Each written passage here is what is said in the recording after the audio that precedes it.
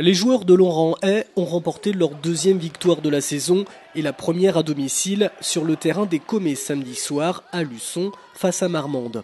68-64, l'écart de points entre les deux formations est mince, mais le contrat est rempli, même si l'équipe luçonnaise connaissait des difficultés durant le premier quart-temps avec de nombreuses pertes de balles devant une équipe du Lot-et-Garonne plus adroite et efficace dans la circulation du ballon. Les locaux sont menés 8-16, puis reviennent au score.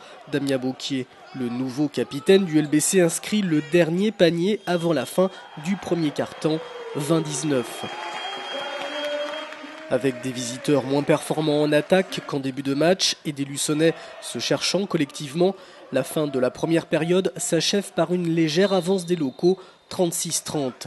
6 points de plus que les joueurs du LBC vont tenter de préserver face à des Marmandais bien en place qui réduisent l'écart par 53-51 avant le dernier quart-temps, malgré le beau jeu de Kosengue et Redkus.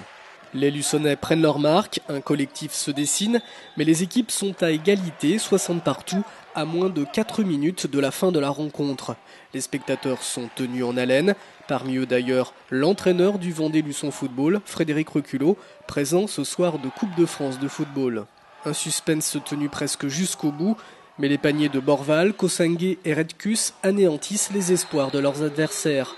Score final 68-64, petite victoire, mais essentielle à domicile. La victoire est là et le samedi, il n'y a que ça qui compte, donc c'est très bien. C'est très bien, on a été capable de gagner. On sait que ça peut être que dans la souffrance aujourd'hui parce que l'équipe, on l'a vu, se cherche énormément. Collectivement, il y a une volonté de bien faire, il y a une volonté de défendre, mais offensivement, il y a aussi beaucoup de carences, beaucoup de lacunes, beaucoup de déchets et que c'est le travail qu'on essaye d'améliorer chaque jour. Une équipe du LBC encore fragile de par son manque de vécu collectif, dont la dernière pièce, Cyril Darcourt du club de Liévin en N1, est arrivée très récemment. En tout cas, 2 matchs, 2 victoires. Les joueurs de Laurent-Hay ont le sourire à l'image de l'international centrafricain William Kosengue, qui à lui seul a inscrit 14 points samedi soir. Ah ouais, c'était pas facile, mais bon, Dieu merci, on a gagné.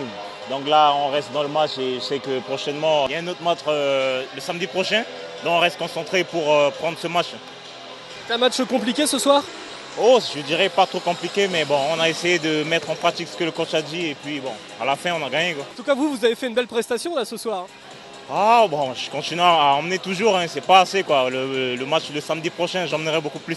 Un LBC qui, n'en doutons pas, va monter d'un ton au fil des matchs. Alors évidemment que c'est pas les meilleurs matchs collectivement qu'on ait vus ici, mais une fois que ça va être assemblé, en espérant que ça va l'être, ça va être une équipe, je pense, sympathique. On était ce soir déjà un petit peu mieux que la semaine dernière. Samedi prochain, on a Pornic qui sera encore plus fort que Marmande. Donc on a un calendrier qui nous paraissait favorable en début de championnat.